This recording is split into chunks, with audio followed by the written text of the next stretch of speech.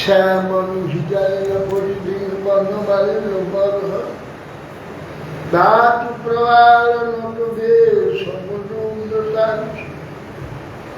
বিন্যাস্ত হস্তমিতরে নতুনা নর্জন কর্ণস্পলালোক কপোল মুখাভ্যাস বর্হা পীড়ং নটবরহ কারণায় কর্ণিকারং বিভ্রাম্বাসা কনক কবীশম বৈজয়ন্তীং চ মালাম রন্ধ্রাবেণুধরসুধয়া পূরয়ন গোপবিন্দৈঃ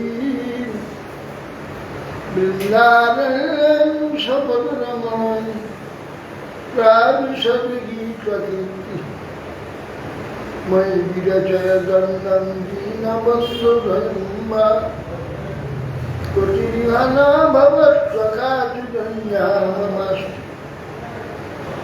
নিপদতু শতকোটি নির্ভরং বানবাম্ব স্কদপি কিলপয়োদস্তু যতে চাতকে রসবৈত্যম্বিকাক্ষি মৌলিমানিকলক্ষ্মী প্রমুদিত মুরবৈরি প্রেম বাপি মুরারি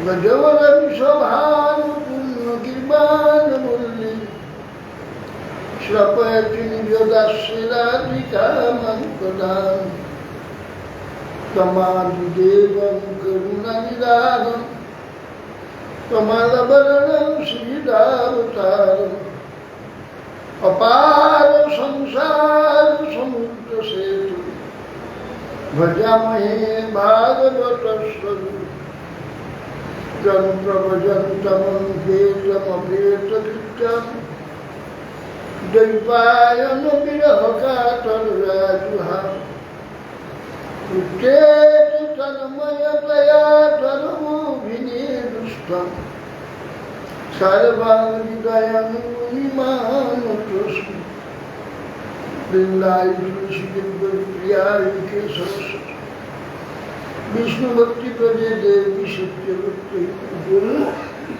মূকং করোতি বাচালং পঙ্গুলঙ্ঘয়তে গিরিম প্রতিপাস্তমহং বন্দে শ্রীগুরুং দীনতারং শ্রীকৃষ্ণ চৈতন্য প্রভু নিত্যানন্দ শ্রী অদ্বৈত শ্রী গদাধর শিবাদাদি শিবগুরুভক্তবৃন্দ হরে কৃষ্ণ কৃষ্ণ কৃষ্ণ হরে হরে হরে রাম রাম রাম নমস্তে নরসিংহায় প্রহ্লাদ আল্লাদুদায় হিরণ্যকশিপুর বক্ষশিলাটঙ্কনকারী নারায়ণং নমস্কৃত্য নরং চৈব নরোত্তমং দেবীং সরস্বতীং ব্যাসং ততো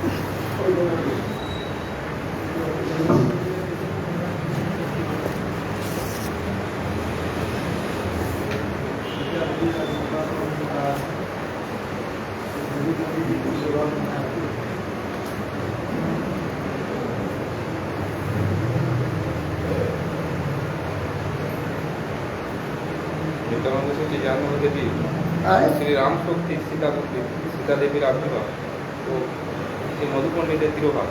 হুম, জাহ্নবা মাতা হুম, শ্রী রাম শক্তি সীতা দেবীর হুম। আবির্ভাব আর মধু পণ্ডিতের তিরোভাব।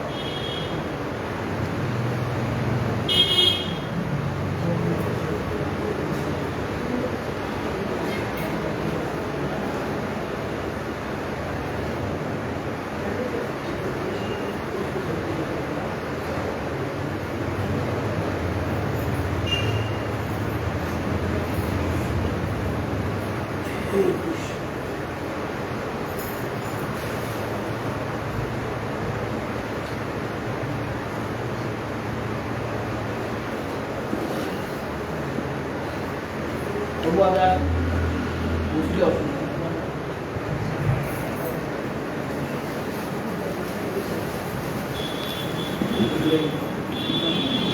আজকে শ্রী জাহ্নবা মাতার আবির্ভাব আর সীতা নবমী তিথি আজকে সীতা দেবীর আবির্ভাব রাম শক্তি সীতা দেবী আর মধু পণ্ডিত তিরোভাব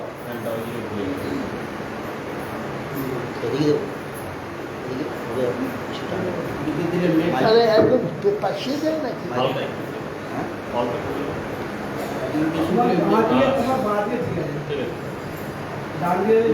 চশমা তেমন দেখা যায় পেছিয়ে আছিলেন মনে হয় একটা ব্যথা আছে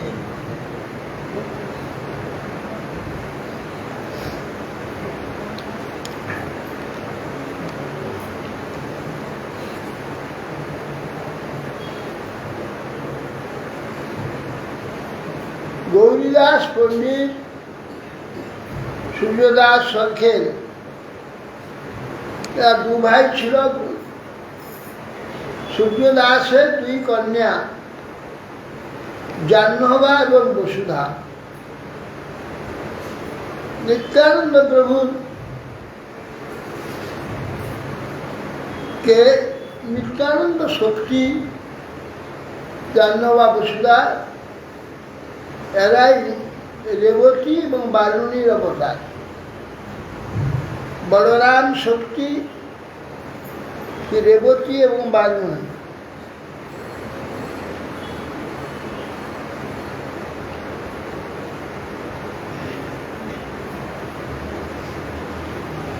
সেই রেবতী বারুণী হচ্ছে জাহ্নবা বসুধা।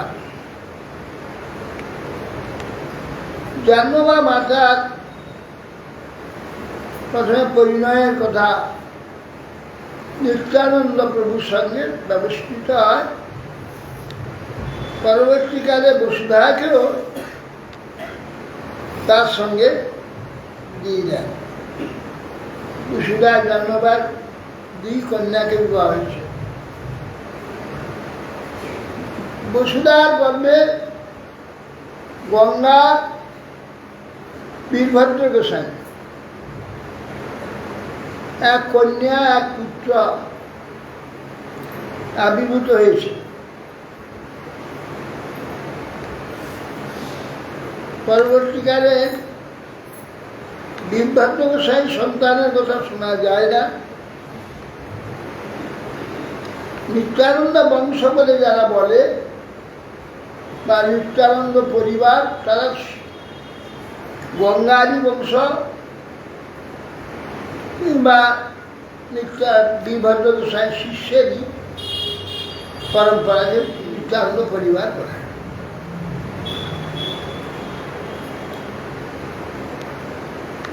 নিত্যানন্দের যে কন্যা মালিনী কি নাম ছিল? মালিনীকে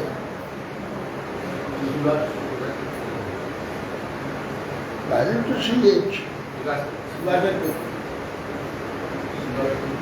দাসপতি মালিনী। গঙ্গা আর হচ্ছে বীরভদ্র দুই ছেলে। বীরভদ্র গোসাই বংশধর শোনা যায় না?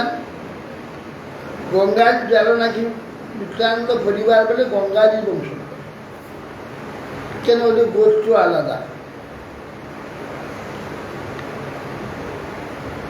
জাহ্নবা মাতা বীরভদ্র গোস্বামী জাহ্নবা মাতার শিষ্য ছিল এবং জাহ্নবা মাতা তিনি গুরু কার্য করেছেন, বহু শিষ্য তার রয়েছে জাহ্নবা মাতা, এবং সমস্ত গোস্বামীরা অন্তর্ধান করলেন। জাহ্নবা মাতা একমাত্র আচার্য ছিল। নরোত্তম ঠাকুরের ক্ষেত্রী মহোৎসবেতে জাহ্নবা মাতা সেখানে ছিলেন। তার কর্তৃত্বে নির্দেশে ক্ষেত্রী মহোৎসব হয়েছে।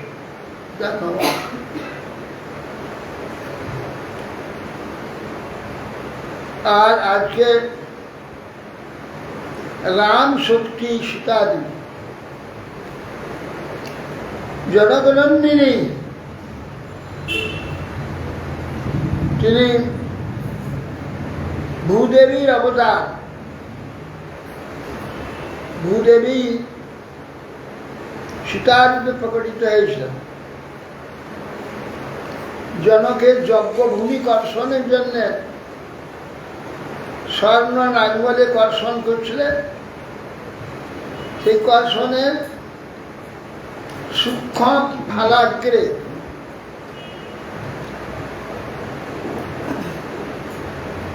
ফালের অগ্রেতে সীতা, মানে সূক্ষ্মাগ্রটাকে সীতা বলে।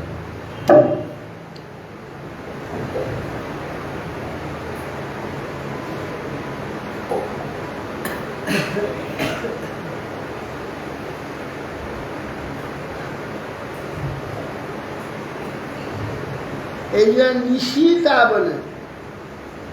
সীতা মানে খুব সূক্ষ্মাগ্রকে নিশীতা, নিশীতা দূরত্ব। এই জন্য সীতা অগ্রভাগে উঠেছিল বলে স্বর্ণ লাঙ্গলের ফালে। এই জন্যে জানকীর নাম সীতা হয়েছে। সীতা দেবী অবলম্বন করে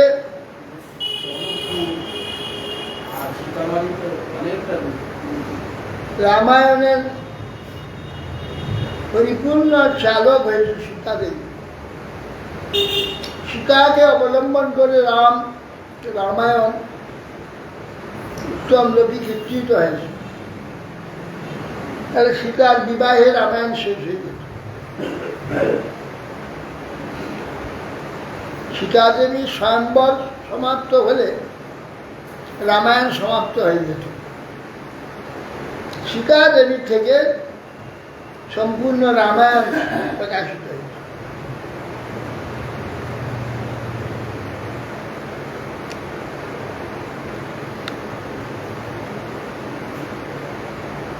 হরধনু পরশুরাম রক্ষা করে গেছিলেন জনগণন্দিনী। সেই হরধনু লোহার ধনুক ছিল, খুব ভারী। বহু লোক ধরে তাকে তুলতে হইত। শ্রীরামচন্দ্র অবলীলাক্রমে তাকে তুলে প্রতিজ্ঞা সেই লৌহ ধনুতে যে আরোপণ করতে হবে, যে আরোপণ করবে সেই সীতাকে বিবাহ। ধনুকে তুলে যে আরাম তো ধনু তুলতেই পারেনি ওগুলো। রামচন্দ্র অবলীলা বাম হাতে ধনুটাকে তুলে নিয়ে টেনে যে আর্পণ করতে গিয়ে করে টেনেছেন আর দুখানা দিয়েছে। ভয়ানক শব্দতে ভেঙে গেছে। ভাঙবার জন্য করেন, যে আরোপণ করে সেকে টেনে ছাড়তে হয়, সেইটা করেছিলেন, তাতেই ভেঙে গেছে। দানের জন্য পরশুরাম এসে ভয়ানক গর্জন করেছে।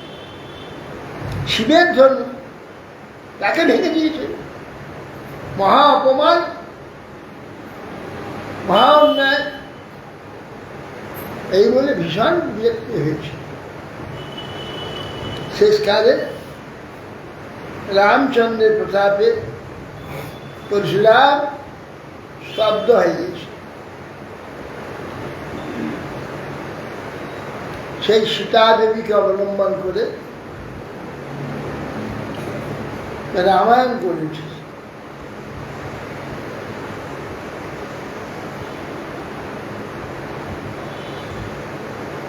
রামায়ণ অতি সুন্দর কাব্য। দুইটি ইতিহাস আমাদের ভারতবর্ষের প্রাচীন ইতিহাস, রামায়ণ, মহাভারত প্রাচীন ইতিহাস। রামায়ণ মহাকাব্য, রামায়ণ মহাভারত অপূর্ব।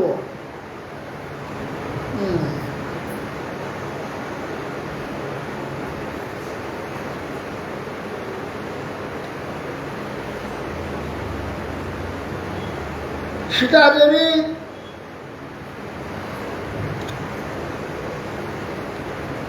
স্বয়ং ভগবানের পত্নী, সাক্ষাৎ লক্ষ্মী। তার যে প্রকার কষ্ট হয়েছিল রামায়ণ সেটা প্রকটিত হয়েছে।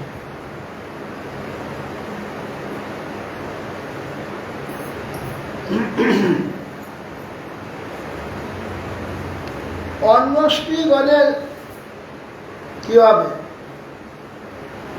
যদি রাম সত্যি তাদের এই অবস্থা হয়? রাম সত্যি সীতা দেবীর যদি এই অবস্থা হয়, এগিয়ে আসুন সবই আসুন।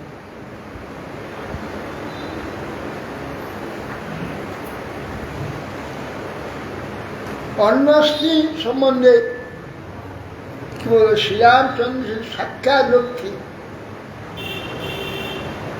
তিনি কিভাবে লাঞ্ছিত হয়েছে এই দৃষ্টে ভগবানের অত্যন্ত প্রিয় পঞ্চপাণ্ডব দ্রৌপদী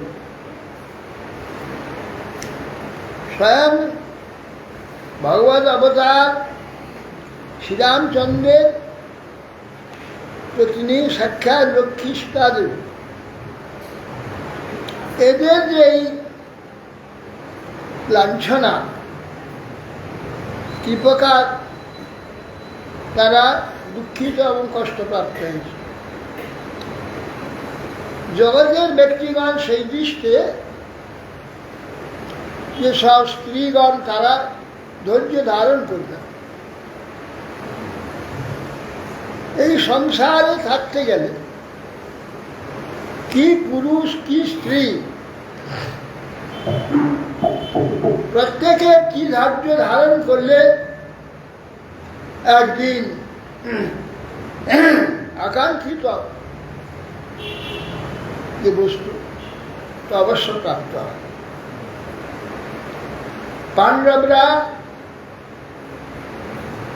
পাণ্ডবরা কত লাঞ্ছিত হয়েছে, দুইবার বনবাস, অপমানের তো চূড়ান্ত,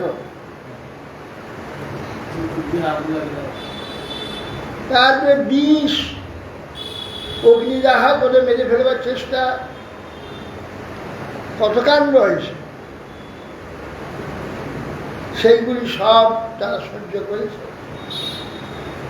একদিন তারাই সাম্রাজ্যের অধিপতি হয়েছে, আর অধার্মিক সেই দুর্যোধন সবংশে ধ্বংস হয়েছে। এখানে সীতাকে হরণ করলে রাবণ, সেও সবংশে নিপাত হয়েছে। অন্যায় করলে তার পরিণাম এই প্রকার। অধার্মিক ব্যক্তিগণের কখনো মঙ্গল হবে না। যথা ধর্ম তথা জয়। ধর্মে তার অবশ্যম্ভাবী একদিন জয় হবে। অধর্মেতে কোনো প্রকার কোনো মঙ্গল নেই।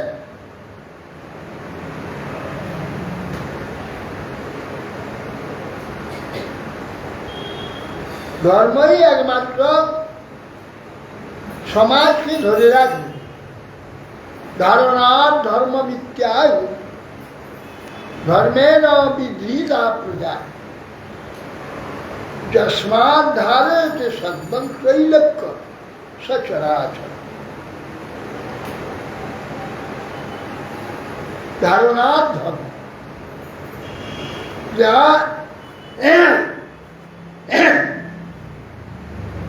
বস্তু সত্তাকে ধারণ করে, সেই জন্য তার নাম ধর্ম। যেমন জলের ধর্ম হচ্ছে তরলতা, তরলতাই জলকে ধরে রেখেছে। যতক্ষণ তরল ততক্ষণ জল, শক্ত হয়ে যায় কেউ জল বলবে না, গ্যাস হইলে কেউ জল বলবে না। জলটাই তার ধর্ম। প্রত্যেক বস্তু ধর্ম আছে, সেইটাই তার অস্তিত্বকে ধারণ করে। এই জন্যে বলছে ধারণা ধর্ম। ধারণ একটু ধর্ম। এই জন্যে আমাদের ধর্মই একমাত্র আমাদের ধারণ করবে। ধর্মকে যিনি ধারণ করবেন, ধর্ম তাকে রক্ষা করবে। ধর্ম রক্ষতি রক্ষিত। ধর্ম যদি রক্ষিত হয়, ওই ধর্ম তাকে রক্ষা করে। যে ধর্ম রক্ষা করেনি, ধর্ম তাকে রক্ষা করবে না, এবং সে রক্ষিত হবে না নিয়মে। তাই সীতা দেবী এই রামায়ণকে, যে অমৃতময় যে রামায়ণ, অপূর্ব চরিত্র, শ্রীরামের চরিত্র এবং অপূর্ব চরিত্র, মর্যাদা পুরুষোত্তম ভগবান কৃষ্ণরূপে মর্যাদা, মাধুর্য পুরুষোত্তম, মাধুর্যময়। আর শ্রীরামচন্দ্র হচ্ছে মর্যাদা পুরুষোত্তম। ভগবান তার যে ভগবত্তা, সর্বশক্তিমত্তা, সর্ববিধি নিষেধের উপরে ঈশ্বর, ঈশ্বরত্ব যে লীলাটা কৃষ্ণ রূপে দেখিয়েছে,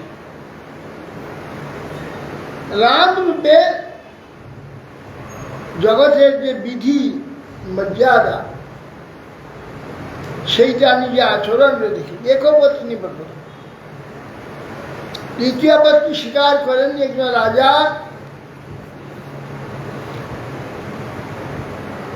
তিনি 13,000 বছর জগতে ছিলেন, তপস্বী রূপে ছিলেন। এক পত্নী সীতা দেবী পাতাল প্রবেশ করলে, দ্বিতীয় আবার বিবাহ করেননি।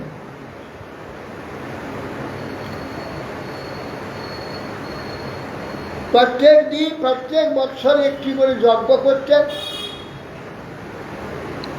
গৃহস্থ ব্যক্তি সপত্নী বর্ণাশ্রমীয় যে কর্মকাণ্ড, প্রতি পত্নী উভয় মিলে করতে হবে। একলা করলে সেটা সিদ্ধ হবে না, ফল হবে না। প্রতি পত্নী উভয় করতে হবে। হ্যাঁ, হ্যাঁ, যজ্ঞ যজ্ঞ করতেন, অশ্বমেধ যজ্ঞ, কিংবা বিভিন্ন যজ্ঞ আছে করতে পত্নী চাই। তখন বৈশিষ্ট্যদেব বললেন, মহারাজ যজ্ঞ করলে তো পত্নী দরকার, আপনার তো পত্নী নাই, তাহলে যজ্ঞ করবেন কি করে? তার কি ব্যবস্থা হবে, আপনি করে দেন। আমি তো একপত্নী ব্রতধার, দ্বিতীয় পত্নী স্বীকার করব না। তাহলে প্রতি বছর একটি স্বর্ণসীতা করতে হবে, তার প্রাণ প্রতিষ্ঠা করে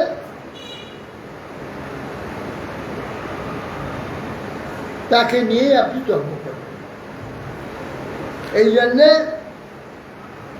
11,000 স্বর্ণসীতা ছিল। সে স্বর্ণসীতা নির্মাণ করে, সেই সীতা আবার যেটা আগের বছর সেই সীতাই হবে না, পরবর্তীকালে আবার নতুন সীতা তৈরি করতে হবে। এইভাবে প্রতি বছর একটি করে সীতা হবে।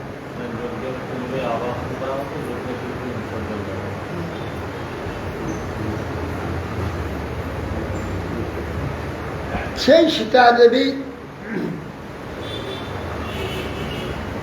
জন্য শ্রীরামচন্দ্র রাবণ বধের নিমিত্ত সীতার আবির্ভাব। রাবণ বধ করার পর সীতাকে উদ্ধার করে নিয়ে আসার পরে প্রজাগণের অসন্তোষ, রাক্ষসের ঘরে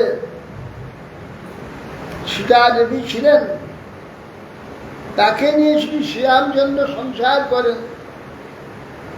তার জগতে একটা বিড়ম্বনার সৃষ্টি হবে, কুসংস্কার।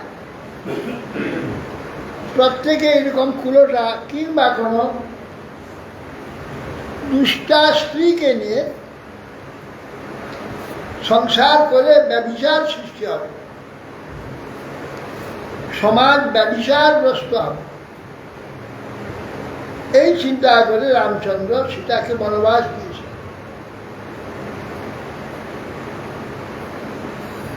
পুনরায় সেই সীতা 2 পুত্র হয়েছিল, লব এবং কুশ।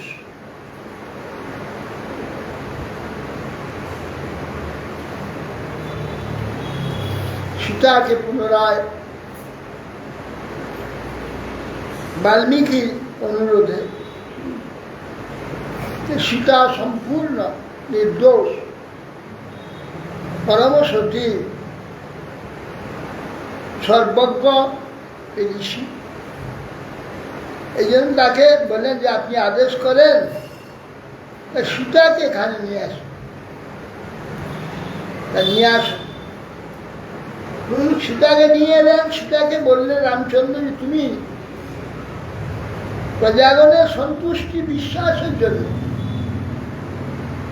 যদি কোনো প্রমাণ এখানে দাও, সবচেয়ে আনন্দ হয়, সবাই সুখী হবে। তখন সীতা দেবী বললেন, হে পৃথিবী জননী, যদি আমি আমার একমাত্র রাম ছাড়া অন্য কোনো পুরুষকে যদি আমি নাই প্রীতি করি, আকর্ষণ আমার যদি না, একমাত্র শ্রীরামচন্দ্রই আমার জীবন, এ যদি হয়ে থাকে, তা তুমি দ্বিধা বিভক্ত হও, তোমার কোলে আমাকে গ্রহণ করো। সঙ্গে সঙ্গে পৃথিবী চুপচার করে ফাঁক হয়ে যাবে। কেন? প্রমাণ দিতে হবে।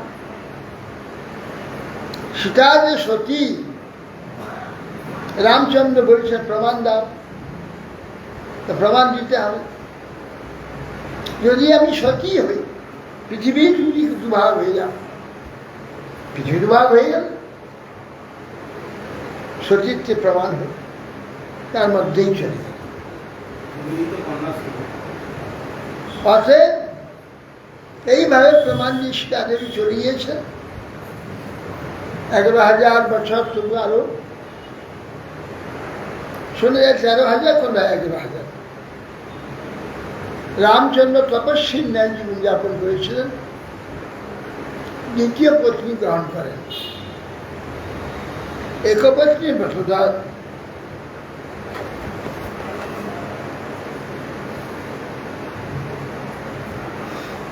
সেই রামচন্দ্রের পত্নী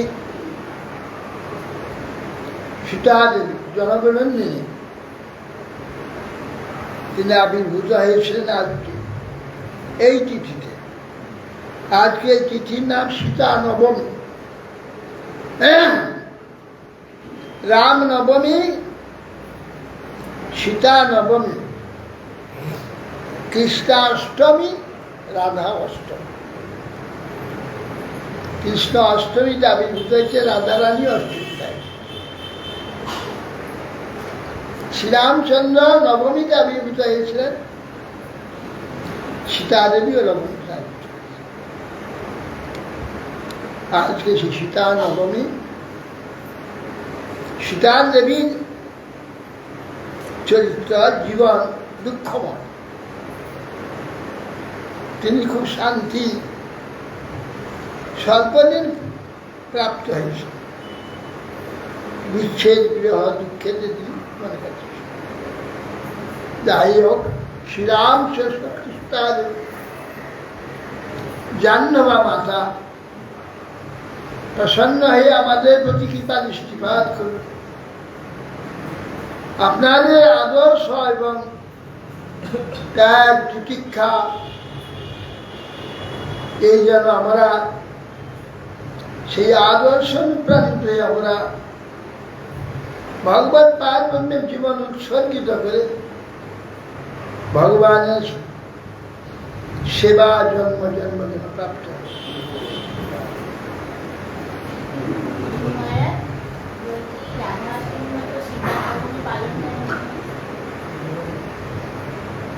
করে কেন? এখানে করে না, অনেকে করে।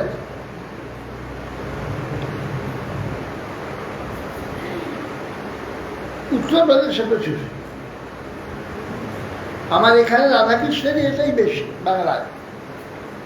উত্তরপ্রদেশ হইতে সীতা, রাম সীতা এটাই বেশি। উপবাস আছে ওখানে, সদস্য আছে সদস্য। আর নেপালে সীতামারি, জনকপুরীতে নেপালের বর্ডার, সীতামারিটা তার গায়ে, মানে একটাই জায়গা, দুভাগ হয়ে গেছে।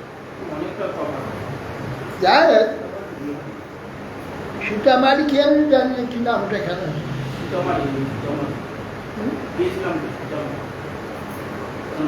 আর জনকপুরীটা হচ্ছে নেপাল।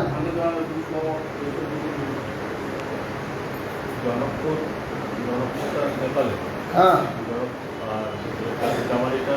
বিহারে।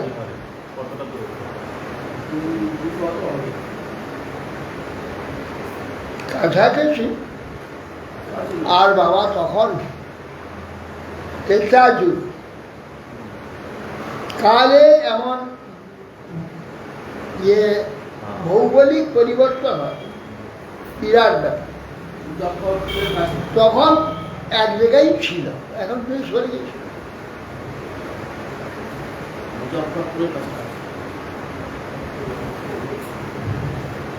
আর আজকে মধু পণ্ডিতের ত্রিমা, মধু পণ্ডিত এবং রূপ সনাতন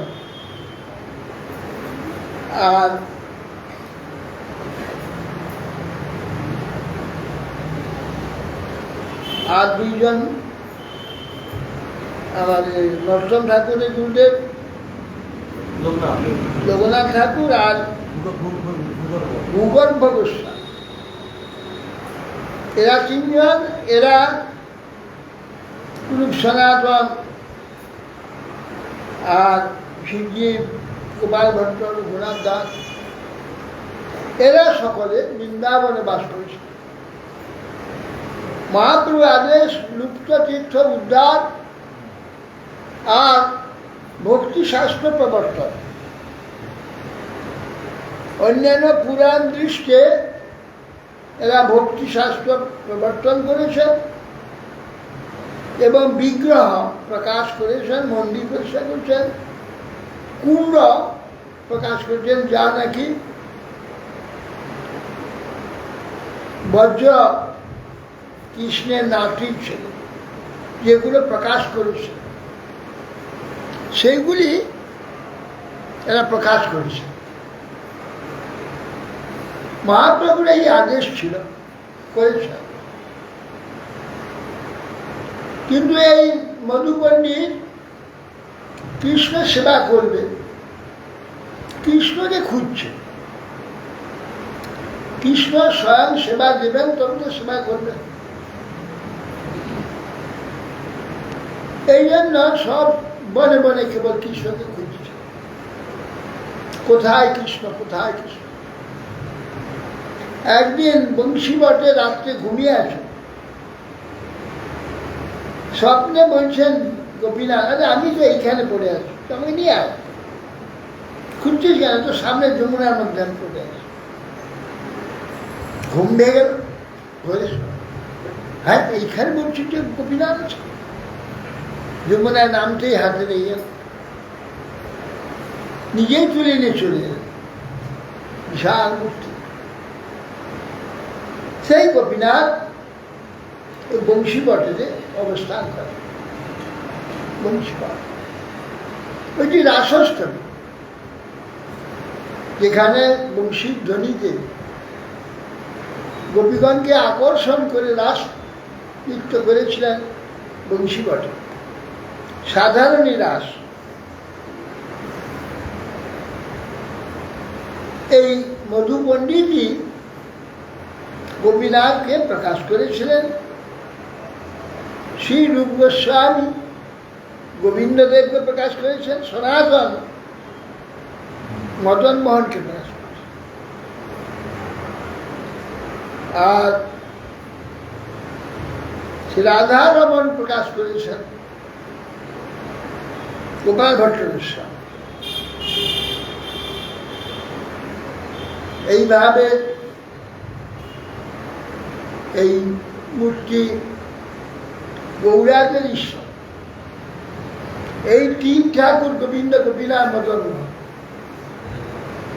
এই তিন ঠাকুর গৌরিয়ারে করিয়াছে আত্মসাদ, এ তিনে চরণবদ্ধ, তিনে মোর নাথ। কবিরাজ গোস্বামী।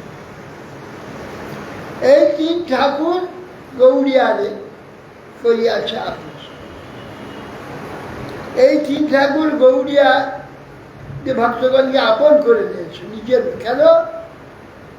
সেই গোড়াতে মহাপ্রভু কাল থেকে আজ পর্যন্ত গৌড়িয়া ভক্তরাই গৌরী গোস্বামী, গৌড়িয়া গোস্বামী জয়পুরে এবং বৃন্দাবন দুই জায়গায় গোবিন্দ গোবিনা আমাদের মন্ত্রীর মূর্তি সেবক আছে। অন্য কোথাকার ব্রাহ্মণ সারা ভারতে এই তিন ঠাকুরের সেবা করে না, পায় না। এই কেউ গৌড়িয়া ব্রাহ্মণ, গৌড়দেশীয় বাঙালি ব্রাহ্মণরা ঈশ্বর। হ্যাঁ, বাঁকুড়া মদন মোহন, গোবিন্দের কোথায় ওইসব অঞ্চলে দেখ।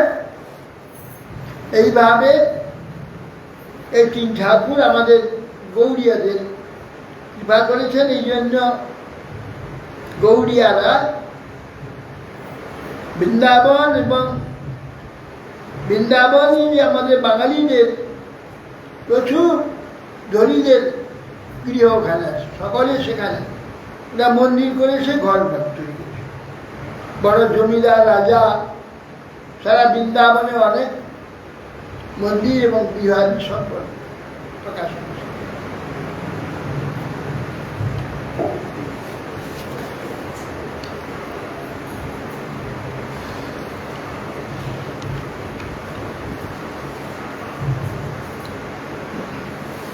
গজেন্দ্র তো গজেন্দ্র মোক্ষণ বিষয় শ্রীমদ্ ভাগবতে আলোচনা হয়।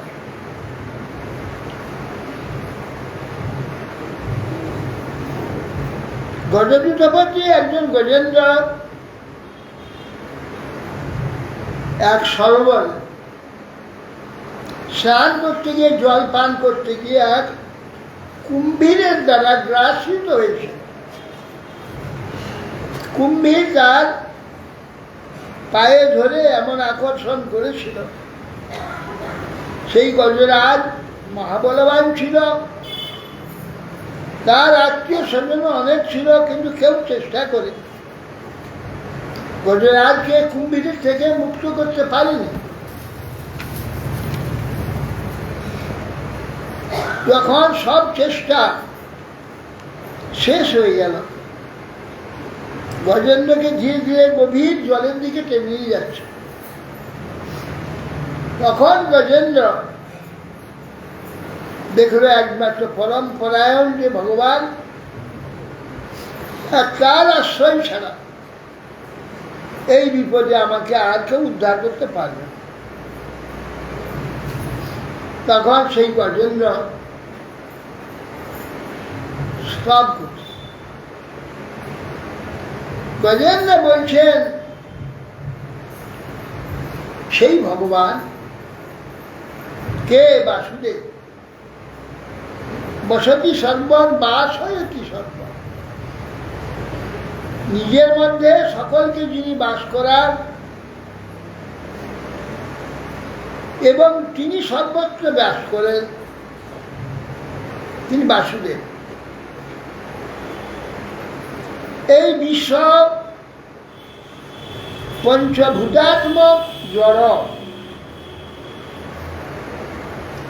যার দ্বারা এই বিশ্বটা চেতনের ন্যায় মনে হচ্ছে, চেতনবৎ প্রকাশ দেখা যাচ্ছে। তিনি আদি বীজ, যা কিছু বিশ্বে সৃষ্টি হচ্ছে সব বীজ তিনি, এবং ব্রহ্মা শিবাদির ঈশ্বর তিনি। আমাদের সমস্ত যত প্রাণী আছে আমরা এই বিশ্ব ব্রহ্মাণ্ডে, সমস্ত প্রাণীগণের হৃদয়ে পুরুষ রূপে, প্রাণীগণের সর্বশরীরে ব্যপ্ত হয়ে তিনি আছেন, শয়ন করে আছেন।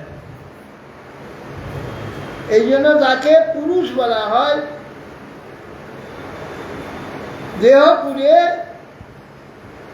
তিনি সর্বকারণ রূপে প্রবিষ্ট।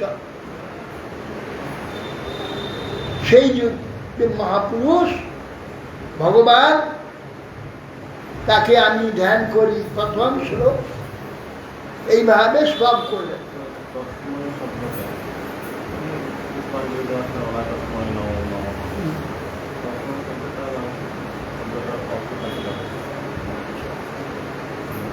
তস্মৈ, তার উদ্দেশ্য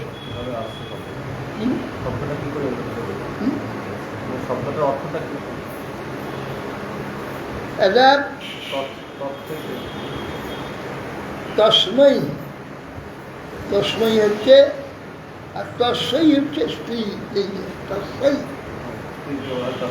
তস্যই হবে, এটা তস্মৈ,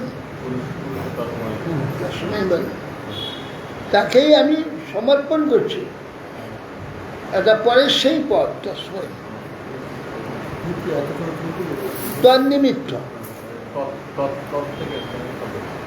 তৎ থেকে তস্মৈ, অস্ম তস্ম, তৎ থেকে তৎ, তিনি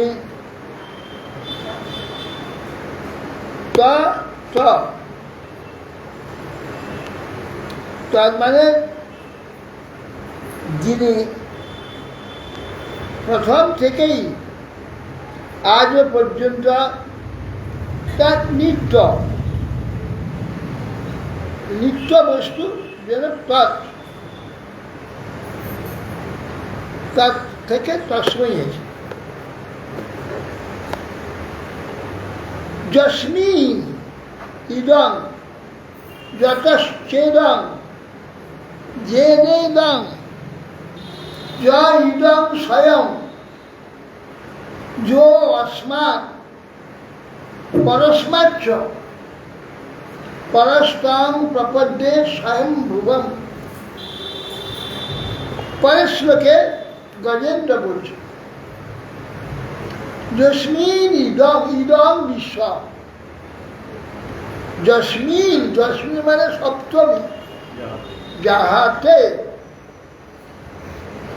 অর্থাৎ আধার চাই, ধরে রাখবেন। বস্তু থাকলে তার আধার থাকতে হবে। এই বিশ্ব ব্রহ্মাণ্ড যে বস্তু, একে ধরে রাখছে কে? এর আধার কি? এর আশ্রয় কে? এর আশ্রয় একমাত্র ভগবান, তিনি ধরে রেখেছেন। তার প্রমাণ আমরা দেখুন, এই যে একটা সত্তার উপরে অবস্থিত আছে আমরা, কীট পতঙ্গ থেকে পশু পক্ষী মনুষ্য বৃক্ষলতা, একটা সত্তার উপরে আমরা অবস্থিত আছি। দেখুন, আমরা কেউ সরে যেতে পারছি না, কোথাও শূন্য, চারদিক শূন্য, যেতে পারছে, উড়ে নিয়ে যাচ্ছে, নিয়ে যেতে পারছে না। এই জন্যে তিনি টেনে রেখে দিয়েছেন। এখন রাত্রি আমাদের মাথার উপর মাটি নিচের দিকে আসে, পাগুলো উপর দিকে। গোটা বিশ্বটা, এই পাশটা যেটা রাত্রি অংশটা, নিচে হয়ে গেছে, আর দিনে উপরে চলে গেছে সেটা, আমরা নিচে চলে এসেছি। এখন আমাদের মাথায় ঘর বাড়ি বৃক্ষলতা সব নিচে দিকে কি করে আছে, একটা তুলা উড়িয়ে যাবে না, সবকে ধরে রেখে দিয়েছে। যস্মিন ইদং, যাহাতে আধার, আধার একে আধার বলে, যে ধরে রাখে, আশ্রয়।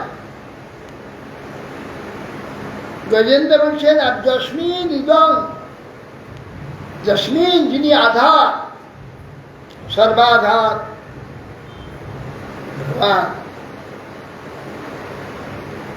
যস্মিন ইদং যতশ্চ ইদং,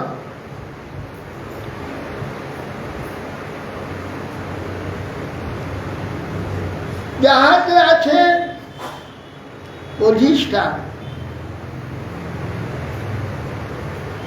যত যাহা হইতে সৃষ্টি হয়েছে, যত যাহার কে আছে, যা হইতে প্রকাশ হয়েছে।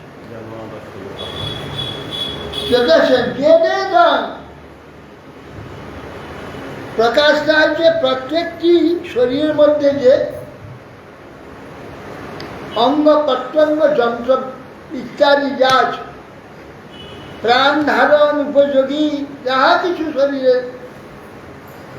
সব তিনি করেছেন জেনে দম, যাহার দ্বারা সৃষ্ট হয়েছে। জয় দম। এখন যেসব বস্তু রূপে যিনি হয়েছে, এই যে পঞ্চভূতাত্মক বস্তু থেকে এই শরীরটা সৃষ্টি হয়েছে, সেই পঞ্চভূত স্বরূপ যিনি নিজেই পঞ্চভূত হয়েছে। কিরকম? তিনি স্বয়ং কোথা থেকে ধরে নিয়ে আসেন, কিছু মাটি, কিছু জল, কিছু আকাশ, কিছু অগ্নি, কোথা থেকে নিয়ে আসেন, নিজেই সব সৃষ্টি হয়েছে। স্বয়ং, স্বয়ং কাকে বলে? অন্য কারোর কোনো আশ্রয় নেবেন না, নিজের থেকে প্রকাশিত হয়। স্বয়ং जो अस्मात् परस्मात् বলছেন যিনি जो अस्मात् কার্য বলছেন जो अस्मात् মানে কার্য থেকে কার্যাত কার্য থেকে পরস্মাৎ কারণ তিনি কার্য এবং তিনি কারণ। আমরা কিছু কার্য করলে তার কারণ আলাদা থাকে, কারণ থেকে কার্য, কার্য কারণ আলাদা থাকে না, তিনি কারণ তিনি কার্য। अस्मात् परस्माच्च পরস্পর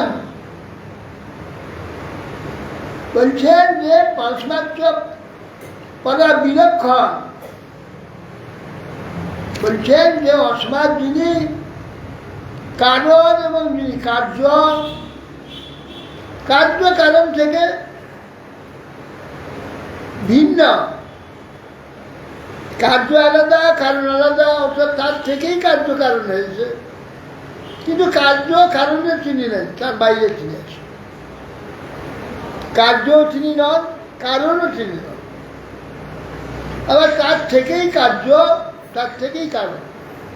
তিনি কারণ, কারণ থেকে কার্য হয়েছেন, কিন্তু কার্য কারণের বাইরে তিনি থাকেন, কার্য কারণ তাকে স্পর্শ করে। সেই যে স্বতন্ত্র, जो अस्मात् परस्मात् परस्पर প্রপঞ্চে স্বয়ংভুবম, স্বয়ং যিনি প্রকটিত, তার প্রপন্ন হয়, তার শরণাগত হচ্ছে।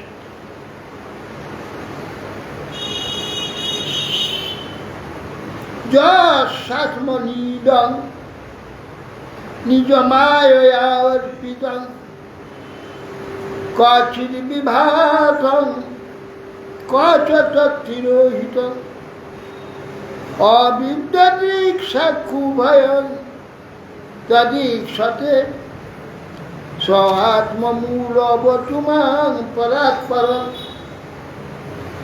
বলছেন যৎসাত্মনং ইদং নিজমায় অর্পিত,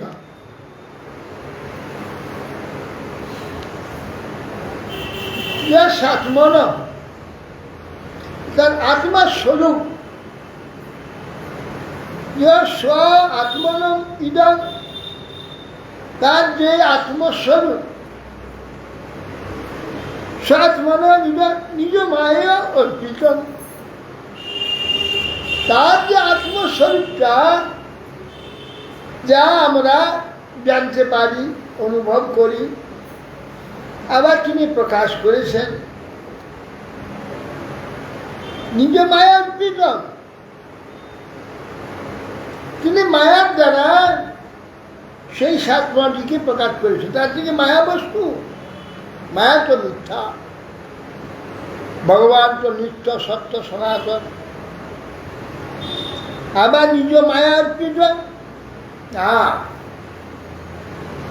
ভগবান তিনি তার যোগমায়ার দ্বারা নিজ স্বরূপ প্রকট করেন। নানা স্বরূপে এই বিশ্বে নানা কার্যের যেমন কার্য, যেমন কার্য অনুযায়ী তিনি নিজেকে প্রকট করেন। সেই প্রকটিতার মায়া, মায়া মানে যা বুঝি মিথ্যা তা নয়। এখানে মায়া মানে সাজা, নিজে কল্পিতভাবে নিজেকে তৈরি করেন, সাজা সাজেন, সেটাকে মায়া বলছে। মায়া বলতে যা বুঝি মিথ্যা, এটাও মিথ্যা, এই জন্য মায়া বলছে। মিথ্যা মানে তিনি কল্পিতভাবে নিজেকে কার্যকারে প্রকাশ করেন, এটা মায়া। কোনো কার্যের নিমিত্ত নিজেকে কল্পিত সাজেন, যেমন অভিনেতারা রাজা সাজেন, প্রজা সাজেন, যখন যা প্রয়োজন সাজেন, সেই সাজাটা যেমন মিথ্যা, তার স্বরূপটা কিন্তু মিথ্যা নয়, সত্যই।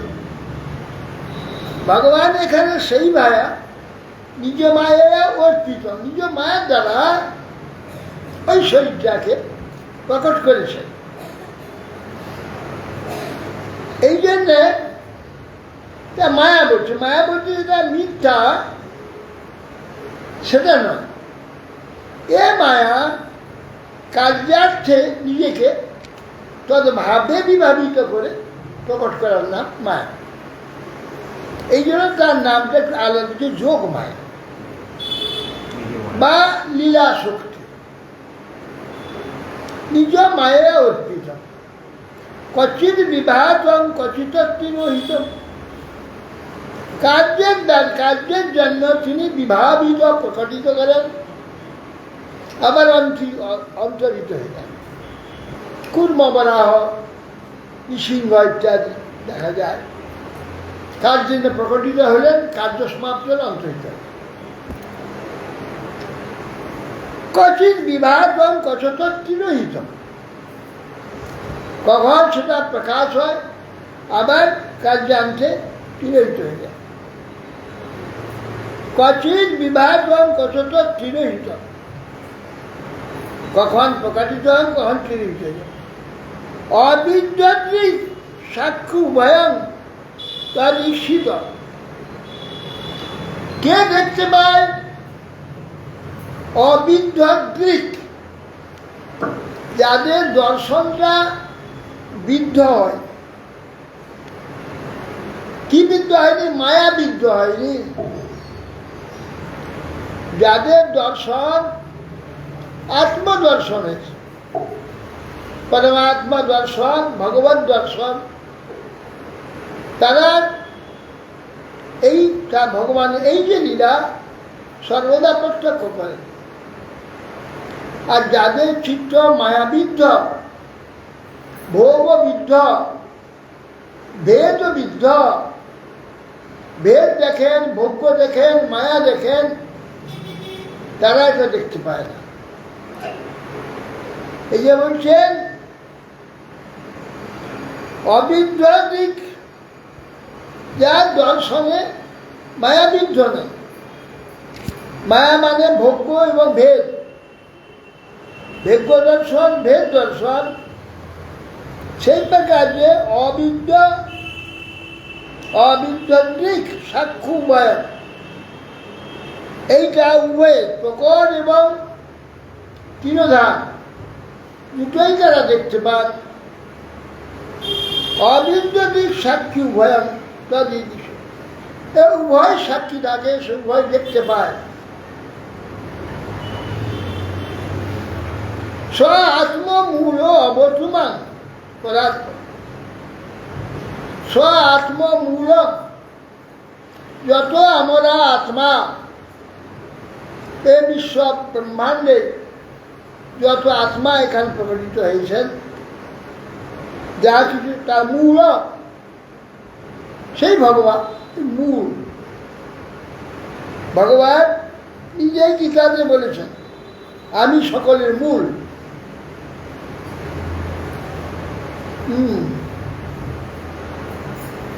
ভগবান কিন্তু মম জনী মহৎ সুন্দর ধর্ম। আমি মহৎ ব্রহ্ম প্রকৃতিতে কর্মদান করি। মহৎ ব্রহ্ম প্রকৃতিতে সব যা সৃষ্টি হয়, আমি তার বীজদাতা বলছে। এই জন্য আত্মমূল, সমস্ত আত্মা যত আছে তার মূল হচ্ছেন ভগবান। অবর্তমান পরাৎপর, পরাৎ যাবতীয় পর শ্রেষ্ঠ। এখানে যা কিছু শ্রেষ্ঠ আছে, যত কিছু শ্রেষ্ঠ আছে, শ্রেষ্ঠের শ্রেষ্ঠ যিনি পরাৎপর, মাং অবতু পালন করুন। আমি যে বিপদে পড়েছি, এই যে গ্রাহ আমাকে আক্রমণ করেছে, এর থেকে আমাকে রক্ষা করুন। কালেন পঞ্চ মিতেষু কৃষ্ণ লোকেষু পালেষু সর্বহেতুষু স্তমস্তাদাসি গহনং গভীরং রাষ্ট্রস্য পারে বিবিরাজিত বিভূ। তাহলে কি বলছেন? কালেন পঞ্চত্বম ইতেষু কৃষ্ণ। কাল প্রভাবে অর্থাৎ ব্রহ্মার একদিন সমাপ্ত হলে 14 মন্বন্তর 14 মন্বন্তর শেষ হলে এ ব্রহ্মের ব্রহ্মকল্প শেষ হয়। তখন এই যে পৃথিবী ধ্বংস হয়ে যায়, সূর্য চন্দ্র আদি ধ্বংস হয়ে যায়, মহাপ্রলয় হয়ে যায়, কিছু থাকবে না। ব্রহ্মা নিদ্রিত হবেন, একে ব্রহ্মকল্প বলে বা ব্রহ্মার একদিন বলা। ব্রহ্মার একদিনে এটা ধ্বংস হয়ে যাবে। কালেন পঞ্চত্বম ইতেষু কৃষ্ণ। কাল প্রভাবে এই পাঁচে মিলে যাবে, এক হয়ে যাবে।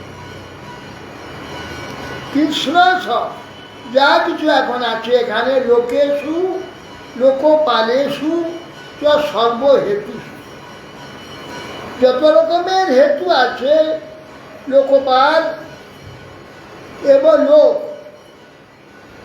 এসব তমস্তাৎ আশীন গহনং সব ধ্বংস হয়ে অন্ধকারে পরিণত হয়ে যায়। অসীম অন্ধকার চলে যাবে, ব্ল্যাক হোল। এটা বিজ্ঞানীরা একটা ব্ল্যাক হোল বলছে, ওটা ধ্বংস হয়ে আছে। একটা ব্রহ্মাণ্ড ওখানে ধ্বংস হয়ে আছে, ব্ল্যাক হোল।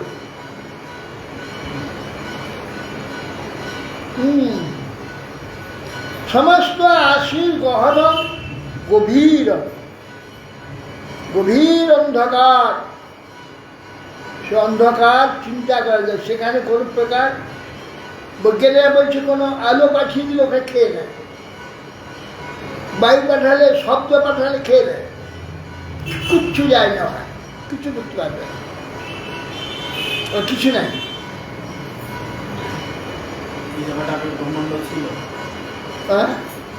হ্যাঁ, বোমা নষ্ট হয়ে গেছে। কালেন পঞ্চত্বম মিতেষু কৃষ্ণ সমস্ত কাজ, লোকেষু লোকপালেষু সর্বহেতু। যত লোক ছিল 14 লোক, তার মধ্যে 3টা লোক, ভুব স্ব, এই 3টা লোক ধ্বংস হয়। আর এই 3 লোকে যে লোকপালরা তারা ধ্বংস হয় না, তাদের যে লোকমর্যাদা সেটা ধ্বংস হয়ে যায়, পদবীগুলো তাদের চলে যায়। আর সর্বহেতু, জগতের জন্য বহু হেতু আছে, প্রতি কার্যের একটা হেতু থাকে, সর্বহেতু সব নষ্ট হয়ে যাবে। তখন সমন্তাদ আশীর গহন গভীর, সমস্ত গভীর অন্ধকারে প্রলয়কে ডুবে যাবে।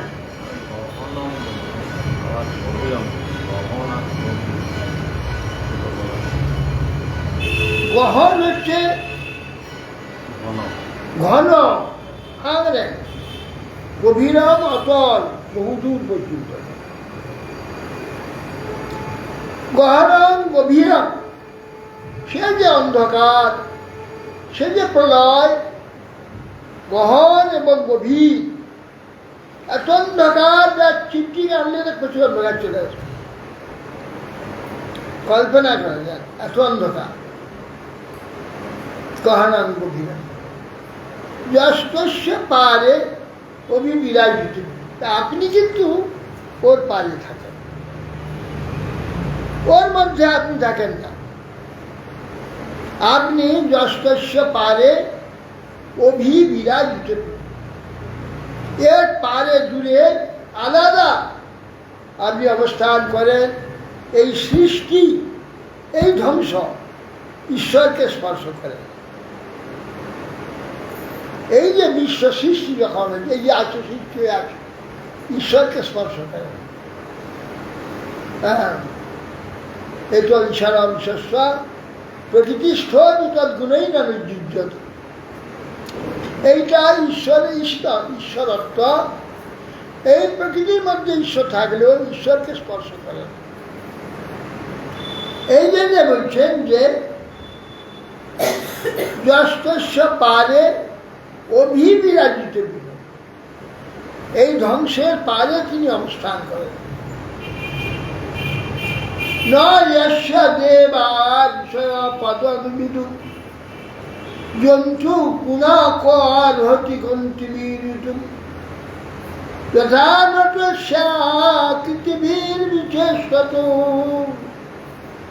দূরত্বয়ানুক্রমণ সমাবতু। ন যস্য দেবা বিষয় পদবিদু, যার দেশে যে ভগবান, যাহার দেবা সমস্ত দেবতাগণ ঋষিগণ, যার পদ অধিষ্ঠান বিদু, তিনি কিভাবে আছেন, কোথায় আছেন, কিভাবে থাকেন, কিভাবে করেন, কেউ জানতে পারে। কে? দেবা ঋষয়, যত ঋষি আছেন, দেবতা আছেন, কেউ কিন্তু জানতে পারে কিভাবে তিনি আছেন, কিভাবে করেন, কেউ জানতে পারে। জন্তু পুনঃ অরতি গন্তু মেরে তো, আর জন্তু যারা, সাধারণ জীব যারা পুনঃ অরতি গন্তু, তাকে জানবার জন্যে এই সব বুদ্ধি দ্বারা কি করে জানবে তাকে? সেই ঈশ্বরকে অন্য কোনো চেষ্টার দ্বারা অন্য কেউ জানতে পারে না। কিভাবে করেন তিনি? যথা যথা নটস্যাকৃতিভি বিচেষ্টত, যেমন নটরা নাটক করার জন্য, অভিনয় করবার জন্য নানা ভাব সাধন করেন, সেইভাবে আচরণ করেন, বেশ ধারণ করেন। ভগবান যখন যে প্রকার প্রয়োজন হয়, নটস্যাকৃতিভীর বিচেষ্টত, সেই রকম নটের নেয় ভগবান নিজেকে প্রকাশিত করেন। দূরত্বয়া অনুক্রমণ সমান। অতএব আমাদের ন্যায় পশু, আমরা আমাদের ন্যায় অর্বাচীন, কিভাবে যথার্থভাবে বুঝতে পারবো? আমরা আপনাকে বুঝতে বা বলতে পারবো, কি প্রকারে সমর্থ হব? অতএব হে দুর্গেয় চরিত্র ঈশ্বর, দুর্গেয় চরিত্র, দূরত্বয়া অনুক্রমণ, তার ক্রম একের পর কিভাবে সাজাচ্ছে, কিভাবে সাজান, কিভাবে সাজেন, এই যে আচরণ, দূরত্বয় অনুক্রমণ, তার যে ক্রম, কার্যের প্রকার, আমাদের মতো অর্বাচীন তাহা কিভাবে বুঝবে, তা বলতে পারবে, কখনো সামর্থ্য হবে না।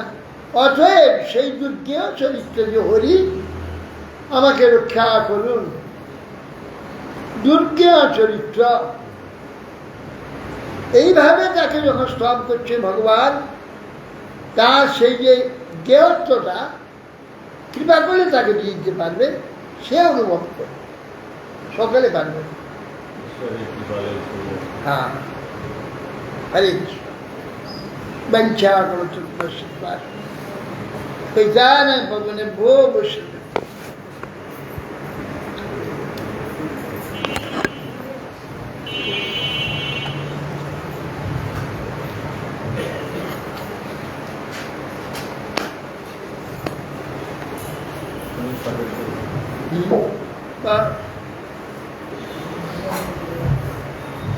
সর্বেশ্বর সব হরি এলো আলম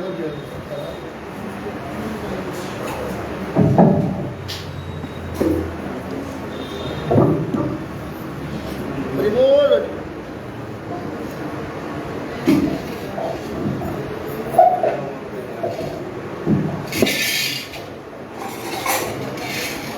হরি হে দয়ালো মোর, জয় রাধা